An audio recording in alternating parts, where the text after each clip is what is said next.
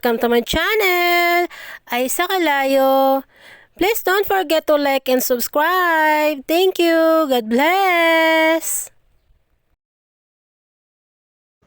Hello everyone! For today's vlog is gagawa tayo ng order na souvenir para sa kaibigan ng aming amo. So 200 pieces nga pala siya yan guys.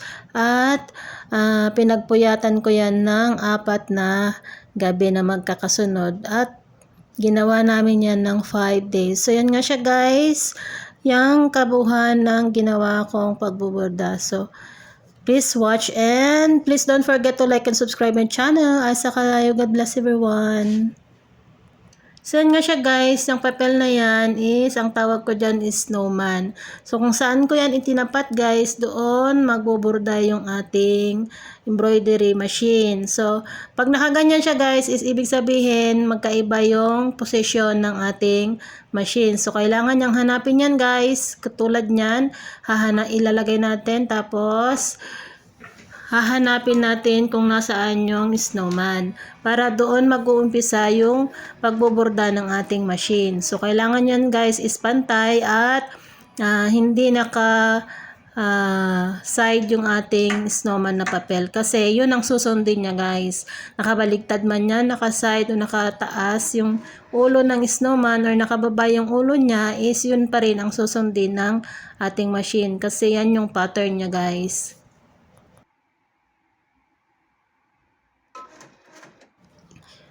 So dahil sa nakita niya at tama yung paglalagay natin ng pattern guys, tanggalin na natin yung snowman at tatanggalin natin yung pin sa ilalim kung saan nasa gitna yung dapat na pagbubordahan. So yun na siya guys, start natin yung ating machine and then lock and then proceed. Tapos yan siya guys, mag-uumpisa na yan siyang magborda. In case na maliit yung space dun sa gilid guys, kung saan nyo nilagay yung snowman is hindi pa rin yan mag-play. Kasi sasabihin niya na machine is kulang yung space para sa paligid ng snowman. Yan siya guys. Makikita nyo guys is magkaiba yung posisyon ng nauna kong binordahan kaysa yung binubordahan natin ngayon. Kasi yung snowman ang isinusunod ng machine natin.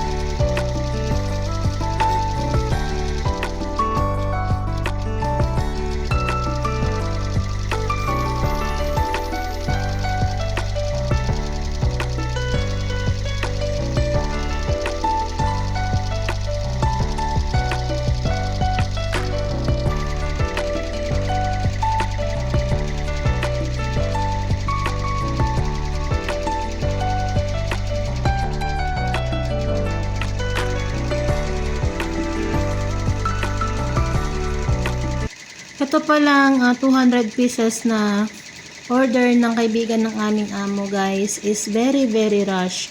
So kailangan namin siyang tapusin within 5 days. So nag-order siya sa aming amo at kailangan pang bumili ng materyales na aking gagamitin para mabordahan. So yan nga guys na material or yung tela is in order pa ng aming amo kasi wala silang stock. So nanggaling pa yan ng Jeddah. Tapos guys, nung dumating yan is kailangan na lang namin siya ng 4 to 5 days.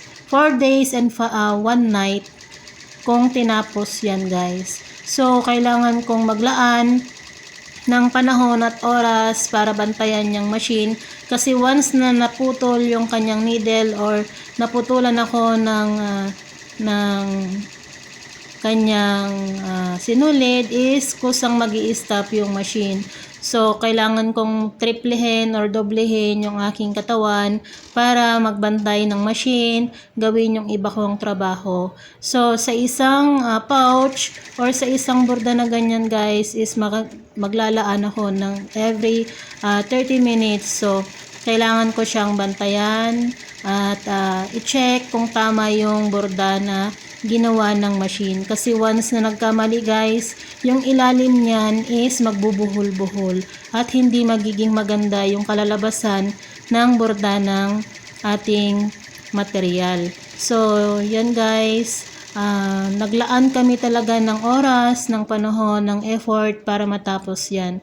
So, sana nakarating yan sa mga taong pinagbigyan ng may-ari or nag-order ng maayos at natuwa naman sana sila. So, yan siya guys. Thank you sa panonood at naway lagi niyong tangkiliki ng aking mga videos. Salamat guys. God bless and see you next time.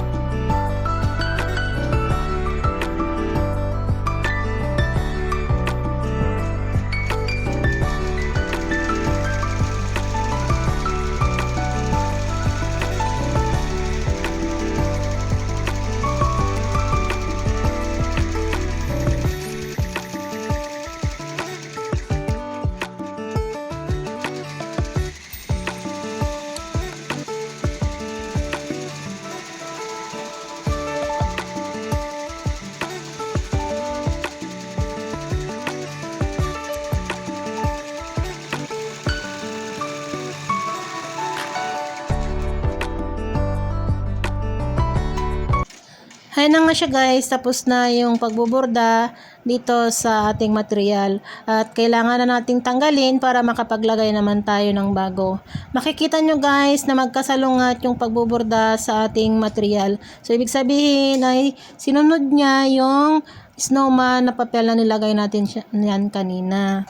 At ito na nga siya guys yung kalalabasan ng pouch na ating gagawin. So, yung nasa gitnang yan guys, yung parang matabang yon is lagayan ng singsing at yung may zipper is kung anong ilalagay ng pagbibigyan ng souvenir.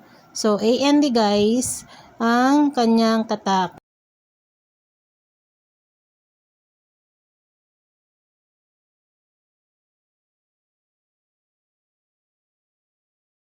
So sa wakas guys, tapos na yung 200 pieces na order ng kaibigan ng aming amo. Salamat sa panonood. Hanggang sa muli. Bye!